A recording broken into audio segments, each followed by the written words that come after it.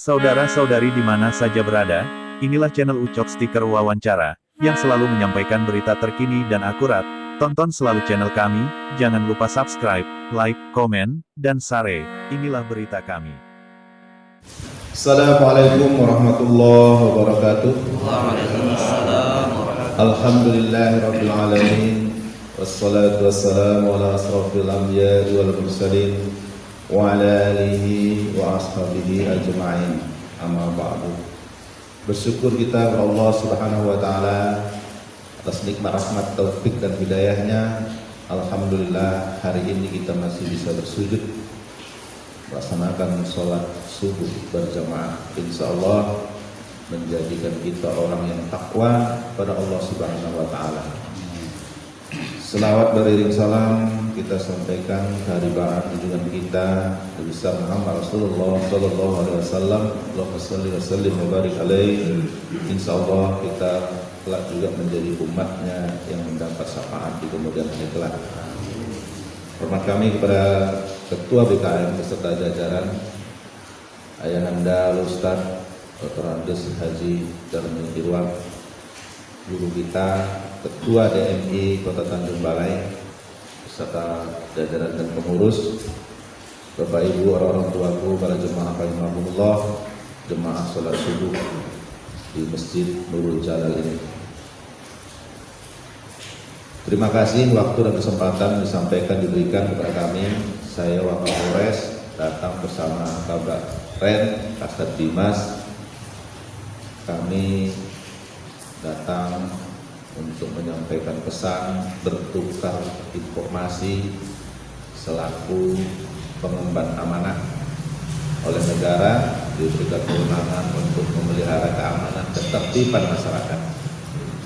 Pemeliharaan keamanan ketertiban masyarakat itu tentu tidak bisa kami kerjakan dengan sendiri, dan tentu sesungguhnya kita umat Muhammad Sallallahu Alaihi Wasallam ini tidak lagi repot, tidak lagi asing, tidak lagi kaget ketika bicara keamanan ketertiban, karena memang Allah Subhanahu Wa Taala menciptakan manusia di muka bumi ini telah diberikan petunjuk, telah diberikan undang-undang. Apa undang-undangnya? Al-Quran. Dalam Al-Quran ada perintah, ada larangan, ada petunjuk. Perintahnya apa? Melalui Nabi, yaitu sholat. Itu perintah. Petunjuknya apa? Oh, sholatnya kemana? Menghadap kiblat. Ya. Ada larangan juga di sana. Larangannya apa? Oh, kalau mencuri, kalau segala macam itu dilarang, haram. Makan daging haram, makan anjing haram. Jadi sudah ada petunjuknya. Itu kan untuk membuat manusia itu sesungguhnya lebih tertib. Yang bahagia, yang bersyukur siapa? Umat Muhammad. Karena hanya Al-Quran. Udah lintas, maka banggalah, bahagialah kita. Jadi kalau kita bicara keamanan ketertiban manusia, umat Islam sesungguhnya seharusnya manusia paling tertib di dunia ini. Gak ada lain. Nah, maka setelah itu kita adalah berhidup di negara Republik Indonesia dipimpin oleh seorang presiden, jabatan tertinggi, juga membuat aturan. Sejak Soekarno-Hatta mungkin dapat amanah dari Allah waktu itu membentuk suatu negara namanya negara Indonesia, lahirlah namanya Undang-Undang Dasar 45, Pancasila. Dan sekarang ada undang-undang narkotika, ada undang-undang lalu lintas, ada undang-undang korupsi. Itu kan aturan juga yang dibuat oleh manusia untuk menertibkan manusia di negaranya. Siapa yang melaksanakan itu, mengawasi itu? Kepolisian Negara Republik Indonesia, Kejaksaan, ya, kemudian pengadilan, hakim. Siapa lagi? Pengacara. Itulah penegak hukum. Hukum negara. Penegak hukum Allah tadi siapa? Penegak hukum undang-undang Allah tadi. Undang-undang Allah itu Al-Quran. Siapa? Para ustadz, para ulama, orang tua, BKM. BKM ini juga penegak hukum Allah, penegak hukumnya Al-Quran. Kenapa? Dia datang kemari mengajarkan orang mengaji. BKM sini azan tiap hari manggilin orang untuk mengajarkan sholat. Kan kita tahu, udah tertib ya. Masuk masjid harus berwudu, harus baju bersih. Itu kan petunjuk, itu kan aturan. Jadi kita sesungguhnya manusia paling tertib. Yang mau saya sampaikan apa? Kenapa kita selalu melanggar? Ya itulah manusia, ujian. Kalau nggak ada pelanggaran mungkin kita nggak masuk surga. Kalau nggak ada dosa kita nggak masuk surga. Nah itulah yang kita diuji. Untuk siapa yang mampu menegakkan hukum itu, siapa yang mampu menegakkan aturan itu. Marilah kita kerjasama. Contoh tadi apa? Kalau orang yang sudah selalu datang ke masjid tepat waktu berjemaah di masjid, itu hidupnya pasti tertib, pasti. Contoh dalam keluarga kita ada anak kita 3, yang satu orang yang rajinan sholat katanya kan, pasti emaknya ayahnya nggak susah. Nah kau besok kalau nanti keluar bawa kereta ini, kau pakai helm ya, nggak lagi disuruh, itu udah takut dia. Takut sama apa? Sama Allah. Tapi kalau yang nggak sholat, pergi pun mungkin nggak permisi sama emaknya deh. Nampak kunci terletak itu bawahnya kabur. Nah, jadi sesungguhnya bicara tertib, kita paling tertib umat Islam. Itulah yang perlu kita ingatkan. Kalau anak kita keluar rumah itu kayak mana? Oh harus pakai helm, harus pakai bawa SIM, STNK. Ya. Sebagai informasi, Bapak Ibu jemaah rahimahumullah, kejahatan, kecelakaan, pelanggaran itu banyak sekali. Di Sumatera Utara ini lebih dari 1.000 orang 1 tahun untuk Sumatera Utara yang meninggal karena kecelakaan. Itulah bahayanya. Makanya harus apa? Tertib lalu lintas. Ada undang-undangnya. Yang ngawasi siapa? Polisi. Tapi polisi kalau cuma ngawasin aja berapa orang? Sementara dari sini kita cegat ini, dari Alteris ini balap-balapan ya. Yang menjaga siapa? Kita semua. Caranya bagaimana? Kita ajak mereka datang ke masjid ini. Tugas siapa? Termasuk BKM tugas. BKM tiap hari musyawarah rapat. Yuk, sepi kali masjid kita ini. Ini ayah ini biasa sholat. Yuk kita ke rumah yuk. Kenapa dia nggak sholat hari ini? Nah, mungkin bisa seperti itu BKM. Besok ke rumahnya. Assalamualaikum warahmatullahi wabarakatuh. 2 hari kita nggak ke masjid. Wah, iya loh mama aku katanya misalnya. Besok pasti malu nanti aku didatangi. Nah, mungkin seperti itu kan polisi juga dia situ mengajak orang berbuat kebaikan. Itulah artinya polisi, melindungi, melayani. Siapapun melindungi, ayah melindungi anaknya dia jadi polisi juga. Arti polisi itu. Kami Polri, Polisi Republik Indonesia. Itu. Ya. Kemudian apa lagi? Anak kita di mana-mana kita bicara narkoba. Ya udah di Al-Qur'an sudah diceritakan kok, dilarang minum khamar. Dulu namanya khamar yang memabukkan. Sekarang ada ekstasi, ada ganja, segala macam. Udah diharamkan, ya diharam janganlah. Contoh 2 hal, babi dan anjing, itu haram. Kok nggak mau kita menyentuh? Kalau bisa kita seperti itu, ya ganja haram, narkoba haram, ya kita haramkan, nggak boleh kita sentuh itu. Jangan kita beli. Besok Pak itu banyak bandarnya, nggak usah kita beli, dia kan tutup sendiri itu. Kita larang anak-anak kita untuk tidak beli itu. Cuman sekarang kita saling menyalahkan, kata inilah polisi sudah nggak mau tahu, banyak pegawai Pak ditangkapin nggak segala macam. Paling itu nanti jadi fitnah. Padahal kita sendiri tidak bisa menjaga. Kita selaku umat Islam sudah lebih tinggi undang-undang kita di dunia ini, Al-Quran. Sudah diharamkan kok minum khamar. Jangankan khamar, sekarang lahirlah namanya ganja, narkotik, ekstasi, rohypnol, sabu. Jadi kita sudah tidak asing lagi. Maka hindarilah itu. Ayo sama-sama kita perangin itu. Bilang sama anak kita, jangan kau coba-coba beli sabu ya. Kadang-kadang tak bisa beli sabu, dia beli lem kambing, diisak-isaknya. Udah banyak manusia sekarang ini karena akhlaknya yang kurang.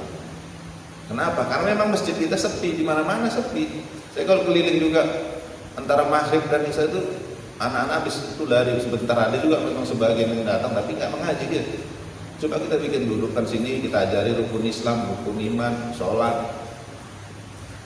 Itulah kita mengajaknya. Bagaimana bisa sama-sama kita ajak supaya mereka bisa paham. Kemudian apalagi informasi bohong itu paling suka kita. Melalui apa? Semua kita punya HP, kita punya Android. Bapak Ibu jemaah rahimakumullah, Android itu memang ada sangat baik kalau kita benar menggunakan.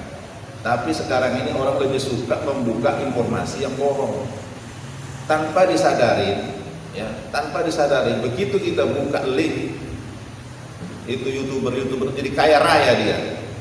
Kita suka pula anak-anak kita ini, misalnya ada artis yang cantik, dikunjunginya situsnya itu, dikliknya, masuk ke situs itu. Dia yang dapat duit, makanya kaya raya itu. Contoh siapa itu, Hatta Halilintar itu, kayanya nggak tanggung. Kenapa? Kan kalau ada informasi tentang berita tentang dia dibuka, kita kunjungin, nggak kena kita. 250 rupiah kali berapa juta orang, dia yang duduk manis sana hidup keliling dunia. Padahal manfaatnya mah kita tidak ada. Tambah lagi nanti orang membuat konten bohong informasinya. Yang bohong itu yang suka dikunjungin oleh kita, anak-anak kita yang bohong. Tapi kalau nanti situsnya misalnya Ustadz Dasar Latif pengajian, Ayah Darmi bikin konten, nggak dikunjungin orang. Mengaji apa itu katanya kan? Itulah bahayanya. Supaya kita tidak masuk ke sana bagaimana? Ya kita inilah, Bapak Ibu jemaah orang tua, ayah, jadi polisi lah di medsos. Razia dia. Kok buka apa kok? Tak usah dikasih kotanya. Ini kalau kita kasih jajan non sekolah, termasuk anak saya juga kasih kuota sekolah. Paling berapa di jajan? Beli kuota dia. 50.000, 10.000, tanpa disadari orang di sana mengumpulkan pundi-pundi rupiah. Itulah yang artis-artis para apa semua itu ditonton pula lagi di TV tiap hari. Informasi bohong. Sama hari ini juga saya banyak pertanyaan, Pak Waka, ini negara kita ini udah kacau nih, kenapa? Uang haji dipakai untuk bangun jembatan tuh. Siapa bilang begitu?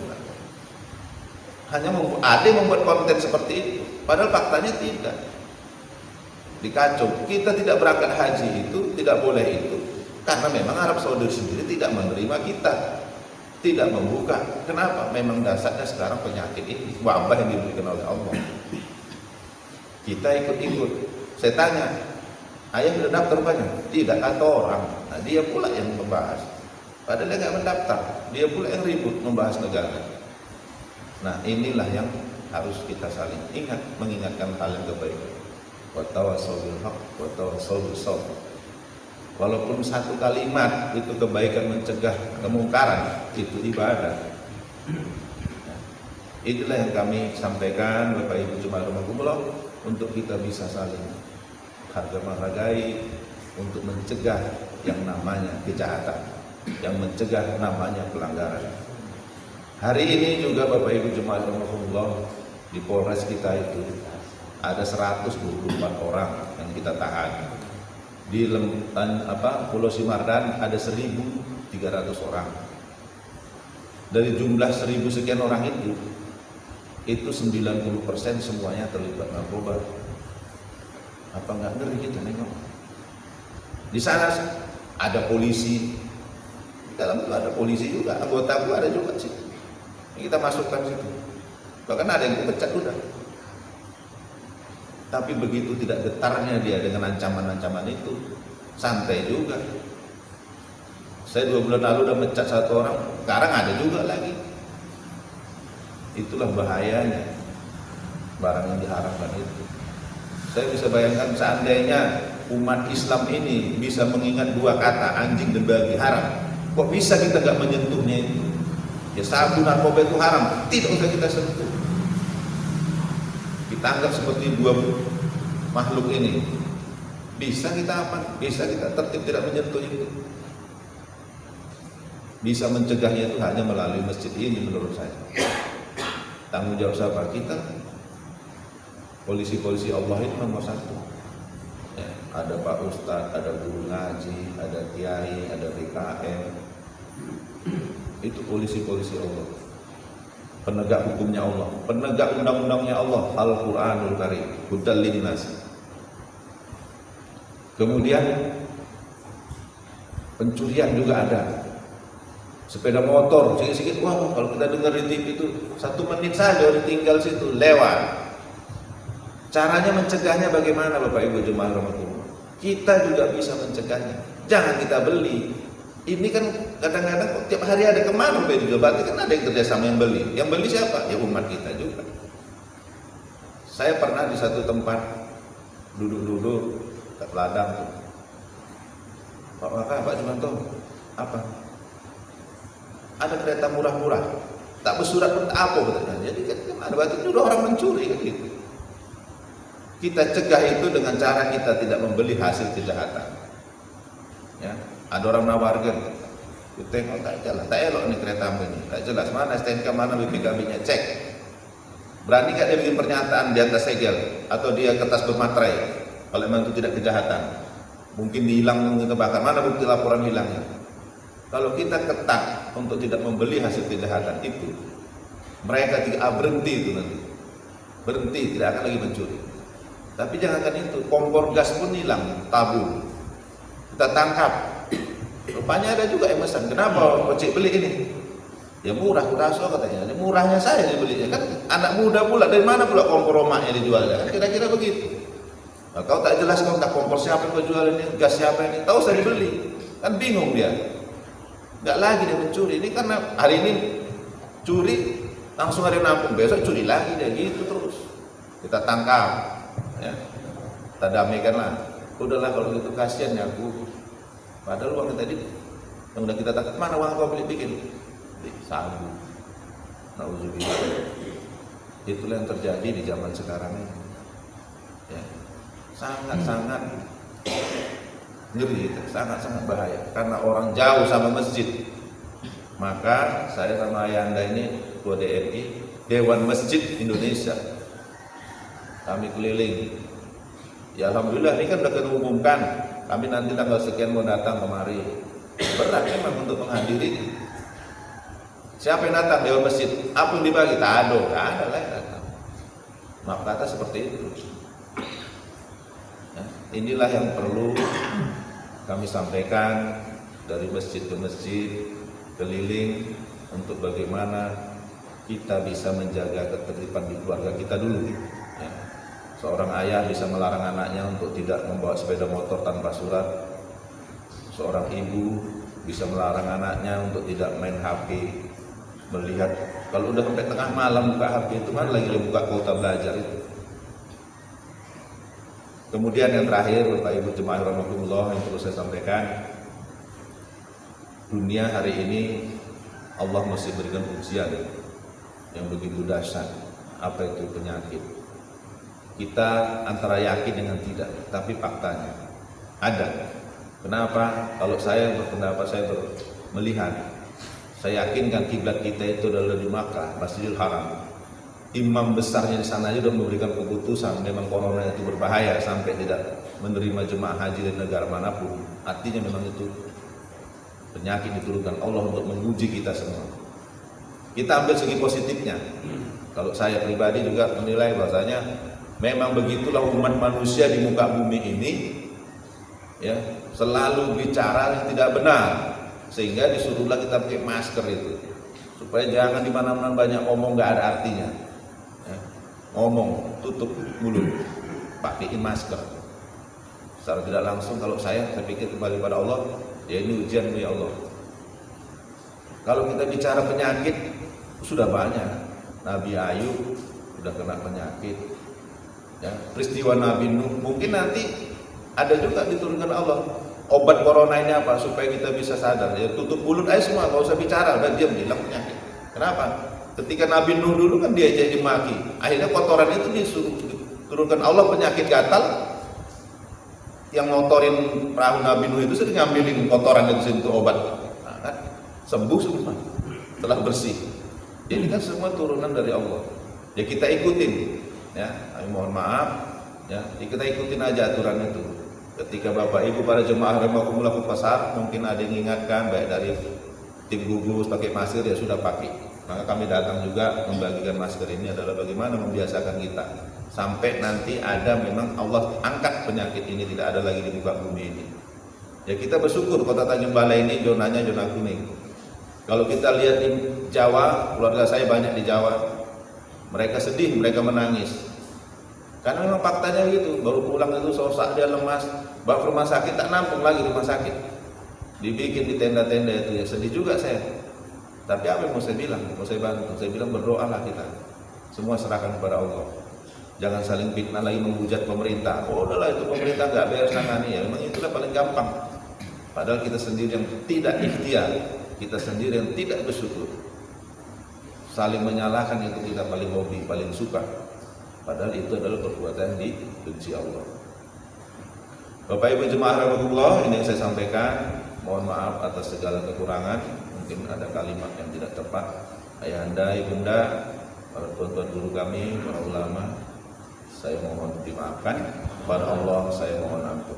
Billahi taufiq wal hidayah. Wassalamualaikum warahmatullahi wabarakatuh. Saudara-saudari di mana saja berada, inilah channel Ucok Stiker Wawancara, yang selalu menyampaikan berita terkini dan akurat. Tonton selalu channel kami, jangan lupa subscribe, like, komen, dan share.